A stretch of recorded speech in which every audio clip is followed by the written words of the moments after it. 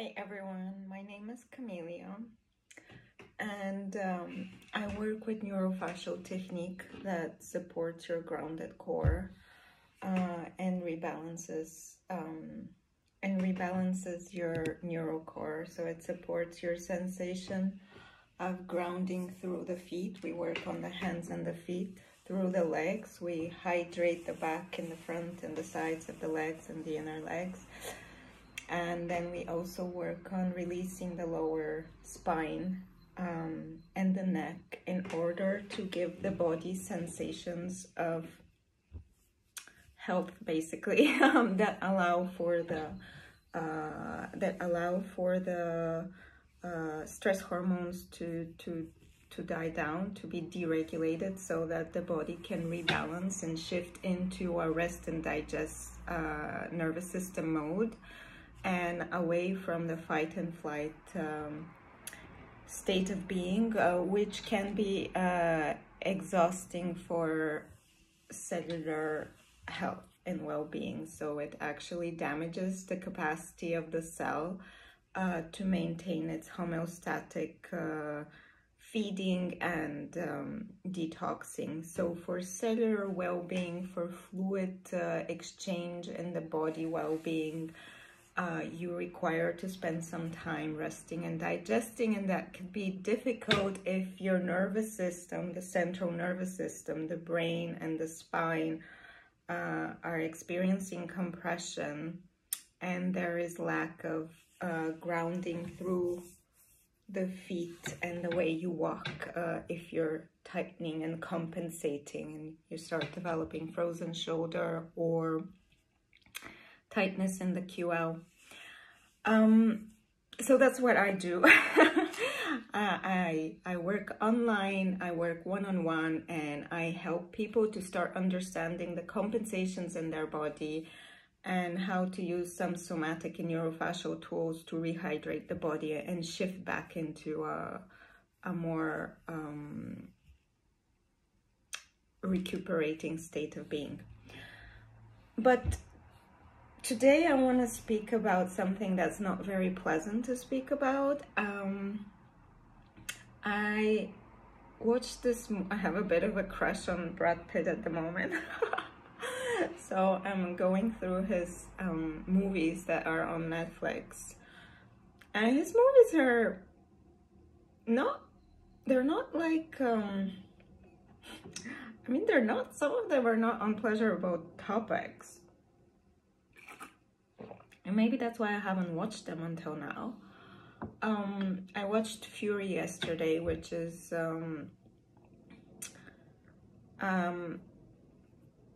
really hard work. I'm sure it was hard work. A very hard look at the chaos and trauma of war.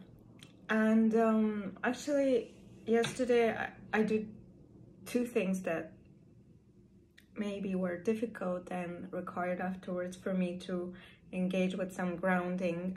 I spent a day with a Ukrainian girl here in Brussels, trying to get some furniture for my place and her place that people were giving us for free.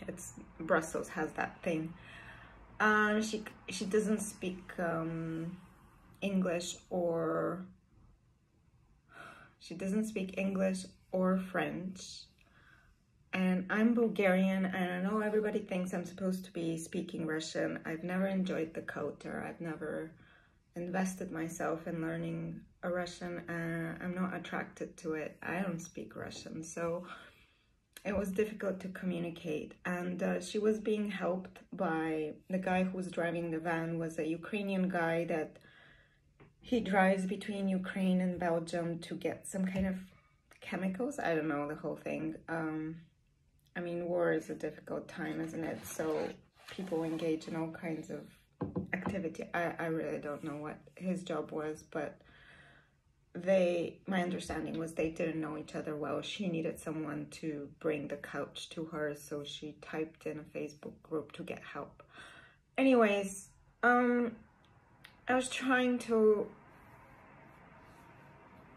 help her and I was trying to relate to her story. And I watched the movie Fury about World War II, and the movie documents a little bit how Germans who did not want to fight in the war were killed.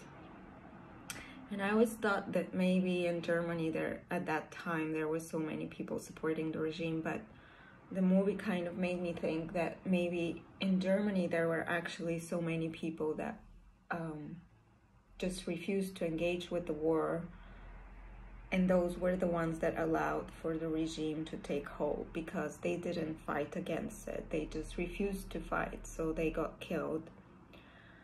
I don't know, this is my little speech is going really badly. But the movie, when you watch some interviews with Brad Pitt, what you see is the topic of war, like the physicality of war. But when you hear the director and actors speak about it, it's about the reality of trauma, and how individuals can continue to be functional to do their job, because their job was to protect. Their job was to try to. They had a job. They were manning a tank, as unpleasant a job as it was. They kept saying, this is the best job I've ever had. So however gruesome their job was, they felt compelled to do it because they felt they were on the right side, and they were doing something that was important to stop Hitler and end the war. And so how do you be functional when you've experienced trauma? And in their particular case, trauma was killing people or seeing people being killed, living in abject discomfort of a tank, in mud and coldness, and with very little food and very little space to manage your hygiene or rest. So trauma, post-traumatic stress disorder. I don't know who's gonna watch this because I'm not making it entertaining at all. Post-traumatic stress disorder is often associated with men at war. And I think 7 years ago, I went and saw a theater production that was about a PTSD survivor, written by a British soldier involved in the Afghanistan war. And then there was a talk about soldiers' PTSD struggles and the difficulty of dealing with the post-traumatic stress disorder, the difficulty of accessing any kind of relevant help, because medicine really doesn't have it. Medicine, the mental health practitioners, they don't have the capacity to help PTSD survivors in most healthcare systems.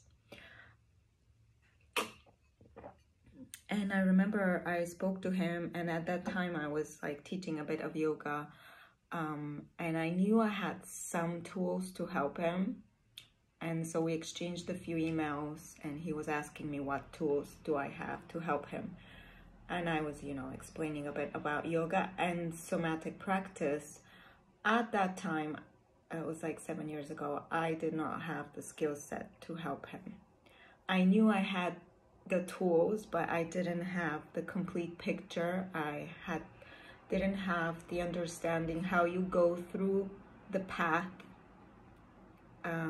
because you don't, if there is a certain educational element, a certain accumulation of skills, and also a titration of dosages. You don't just use those tools full on someone dealing with trauma.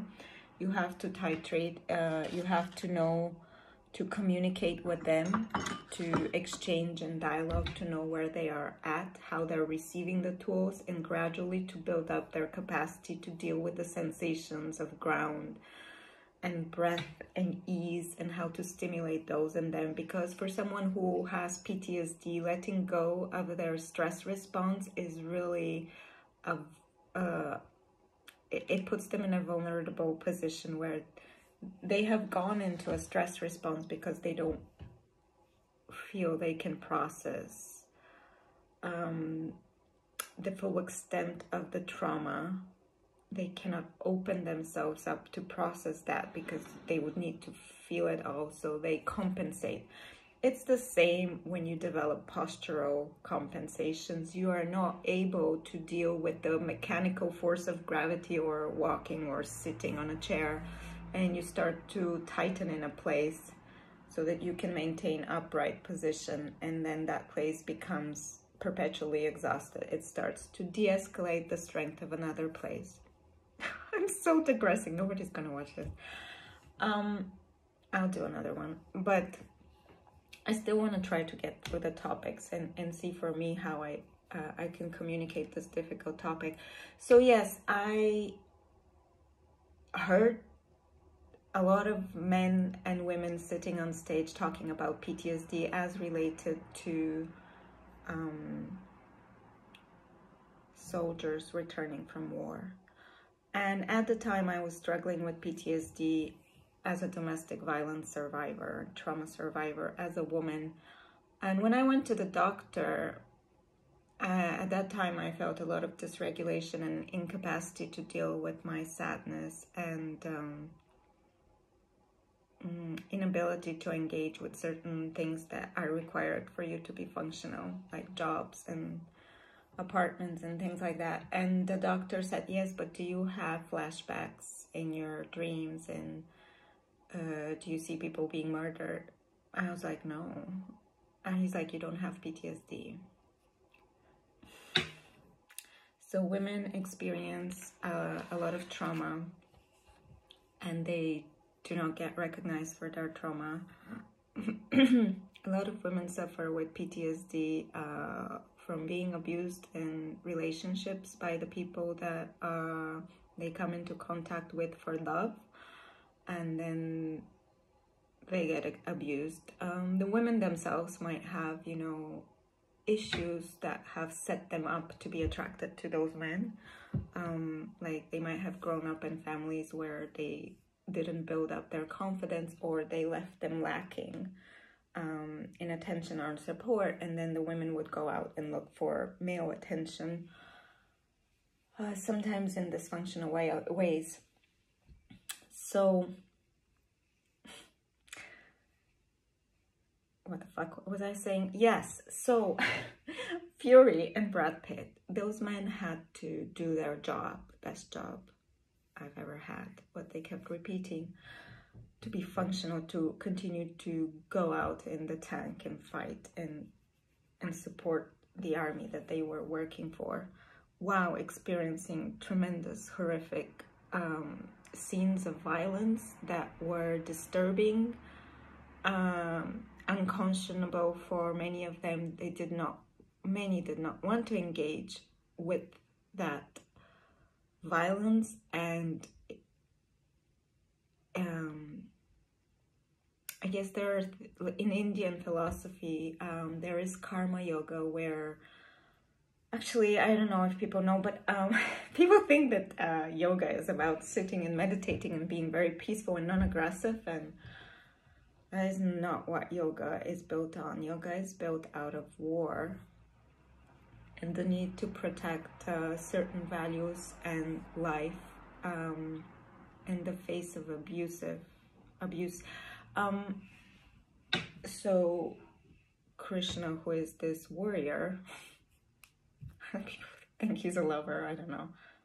I think the story is that he's a warrior and he fights because that is his duty to protect his family. Now, I'm not advertising for war. I wish that there was ways that they could have solved the Ukrainian crisis without going into war. I am not trained or skilled or educated to understand the full complexity of the situation, so I cannot really pass judgment and say what is right or wrong. But I do know trauma, and trauma requires sensations of safety for it to start to dissolve. And sensations of safety can be very intimidating to someone who feels that fighting is a way for them to stay protected. And the feeling of letting go and ease is threatening to their sense of safety because they feel unsafe constantly and perpetually. So their nervous system is geared up to fight. And they're hypervigilant because they are expecting someone to hurt them at all times. This is not an aware state of being.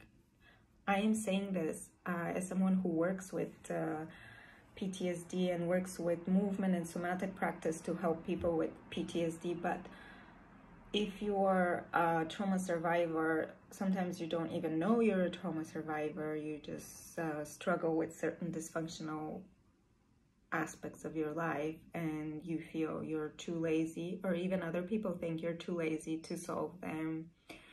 You're too unmotivated, you're too chaotic, disorganized. So trauma affects your capacity to be functional, and there is a resistance in the nervous system to let go of its functioning in the fight and flight spectrum of the way the nervous system organizes our fluid exchange processes in our body, our organ functions, the way it's gearing up the kidneys to stimulate the adrenals, to stimulate the stress hormones for fight and flight. The whole nervous system is geared up to fight or flight or to rest and digest, and there is a real resistance for trauma survivors to let go of the fight and flight nervous system functioning. It's an autonomic nervous system process. It's not something I will tell you now and you'll be like, okay, Camille, I'm just gonna switch to rest and digest now. That's not how it works. It's autonomic. When a baby sees its dad or mom, it blossoms and it's happy, and it's an autonomic nervous system where the baby reads this person as a supplier of food, hugs, all these positive things. So the body opens, it's happy, stimulates dopamine and all these positive things. If you've experienced trauma from your caregivers or your loved ones or in a war, you might start to read damp weather as a signal of danger, and your body automatically responds. You have no control to de-escalate the kidneys. Or maybe you hear a loud noise. It could be like cars. It doesn't even have to be a loud noise of something associated with the mind is associative, and it triggers autonomic nervous system responses in your body, and it keeps you in perpetual state of fight and flight, exhausting your organs, kidneys, your glands, and your tissues. Because if the cells are constantly in a state of fight and flight, they cannot switch to rest and digest, which is important to allow for nutrients to come into the cell. Fight and flight is tension in the muscles. Tension in the muscles means a constriction in the ability to receive nutrients. And also tension in the muscles means that, you know, you have to feed those muscles. All the oxygen goes to the muscles. All the nutrients goes to the muscles. You become nutrient deficient. Even if you're like eating well, PTSD survivors can be suffering from nutrient deficiency, even if they're eating very well, because their muscles are too hungry and they're taking up all the minerals and nutrients away from the cellular, from where they're needed. So it damages the health of your body and begins to age you faster. So how do you switch out of that if it's autonomic and you have no capacity to dissociate from the connection of a stress response with a trigger that is in your environment, that is like noise or smell or a sensation of hardness or softness? How do you shift your nervous system to respond differently to something that was associated with danger and continuously keeps you in a stress response? This is where somatic practice and yoga, which is a somatic practice, and neurofascial technique can support you. Neurofascial technique is the one that I practice with small balls and rollers, is the fastest way to give my body a sensation of ground. To be able to do this neurofascial technique well, I had to develop skills of awareness, which I did through my somatic practice and through my yoga practice, which is a somatic practice. I practiced like a maniac for years. That does not mean that my awareness practice resolved my issues and shifted the patterns I had, but it helped me to be able to slow down my mind enough to notice the second by second development of certain responses in me, so that when I was given the tools of neurofascial technique, I could engage with them in a very conscious way that helped me relate to sensations of ground and breath and ease and well-being and fluidity. And that's an accumulative process. If you know, in yoga they say, like the very religious yoga, they're like, you have to practice every day. It's like your it's your sadhana. There is a name. So you have a sadhana, you have to do it every day, rain or shine. And it's like a religious practice. Now, you don't have to do it every day, but if you haven't shifted out of the stress response, you have to have something that you engage with that will continuously try to neutralize you and take you out of the stress response and at least bring you back to ground zero, if not shift you all the way into relaxation. At least give you a sense of 0 point, and then it will escalate again, because that nervous system, it's not just going to give up on its patterns.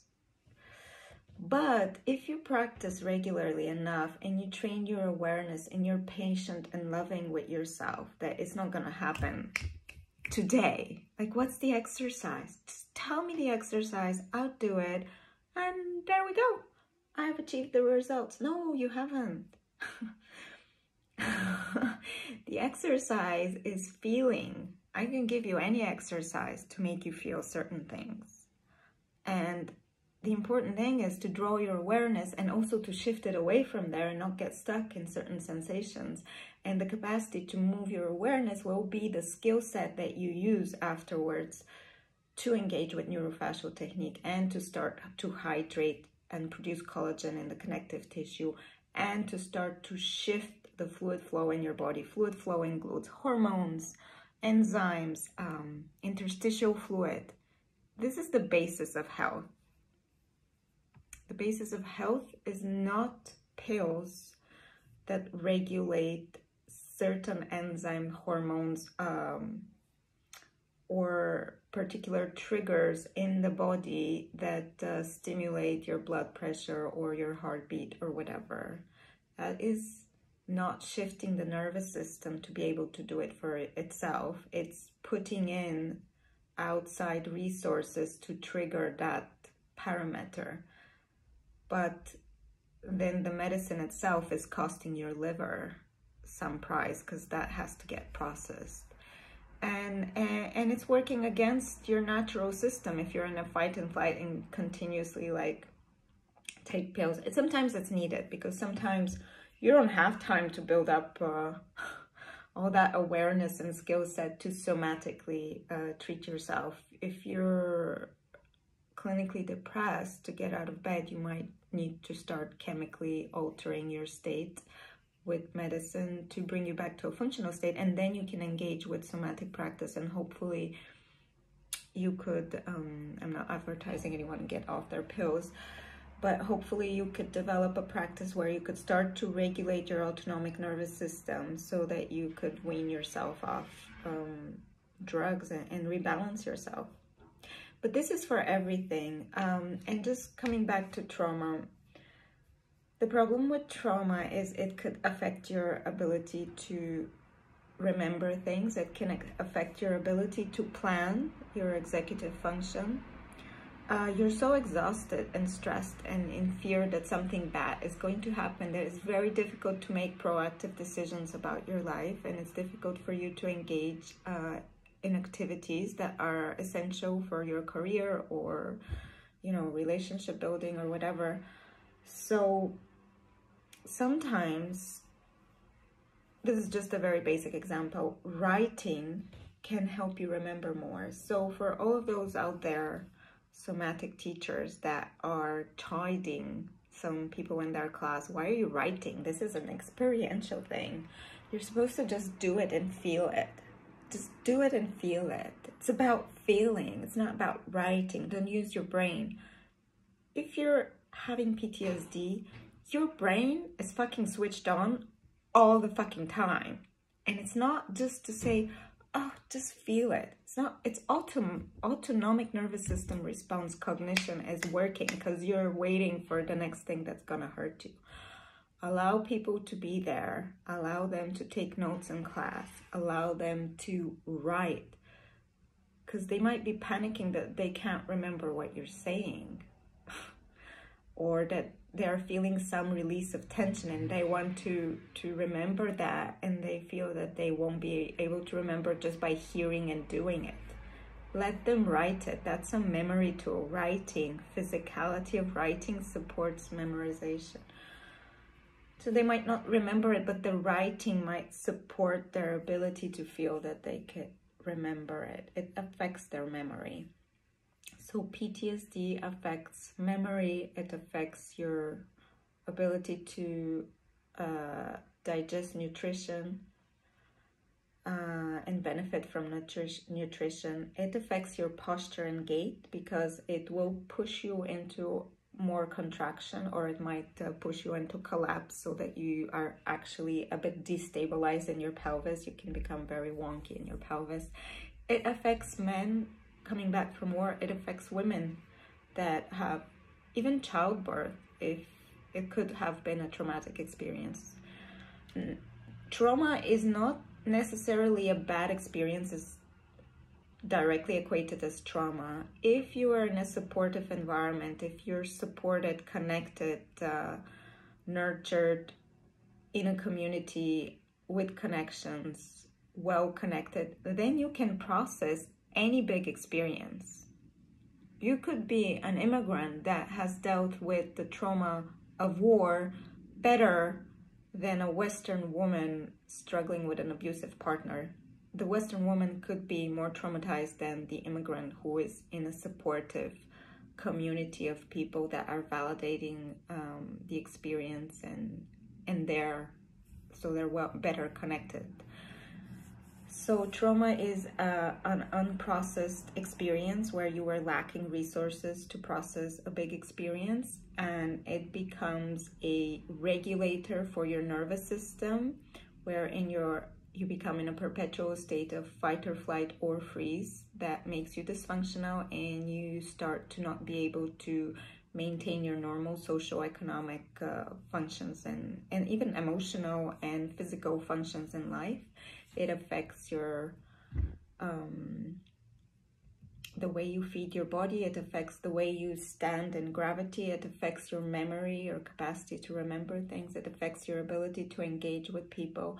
So if you've experienced traumatic experiences, even if you don't know that something was traumatic, but if you're struggling with certain aspects that relate to trauma, starting to work with a somatic practitioner, a very well-trained somatic practitioner, is very helpful and can give you the tools to start relating to safety and ground and breath and ease.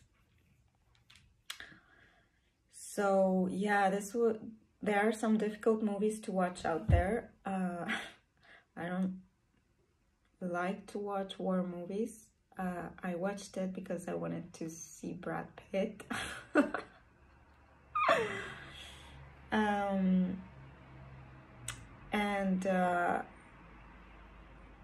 There are things in life that happen that are absolutely not pretty.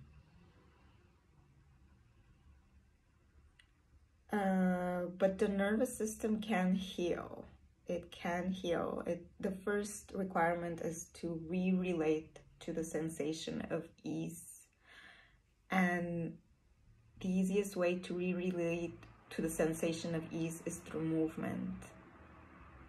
Giving yourself the sensation of flexibility or easing of tension in the muscles, or the sensation of contraction of a muscle that's been like floppy and out of business, strengthening it and getting it to work and giving you the sensation that the bone is supported, that you're standing up in gravity and have resistance. That can be also very supportive. So in my practice, I have come across women that are hyper flexible, and men also. There is a lot of sensory integration issues that go on in issues relating to hyperflexibility. It really is a connective tissue disorder. So neurofascial work is very supportive for that. And then I have come across people with extreme stiffness. And for hypermobility, stiffness is present in certain areas. You could be very floppy in one, and that would mean that you're very stiff in others. But there are some people that are actually like on a general level really stiff.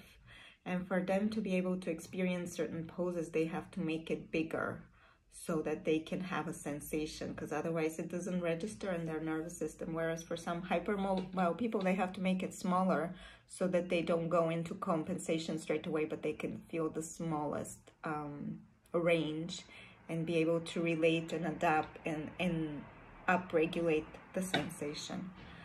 So trauma can be positively affected and supported and being processed, not just by having a loving, stable family, which might not be accessible for everyone, not just by having the economic resources to take a vacation and go to Bali and revamp your nervous system, but also through movement, somatic practice, breathing practices.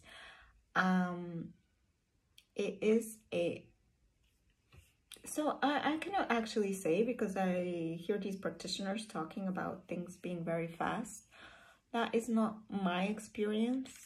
I feel that it takes some time, because a very big shift into experiencing safety and ground can be overwhelming. So I am a proponent of the slow and steady versus big rapid changes, but maybe also it's possible to do it fast and magnetically quick. I think the body needs time to adapt, the mind needs time to adapt, your social structures need time to adapt, your economic capacities need time to adapt, but maybe it can happen fast. I don't know. I just know that it does work and it's very helpful. And I think Brad Pitt is a phenomenal actor.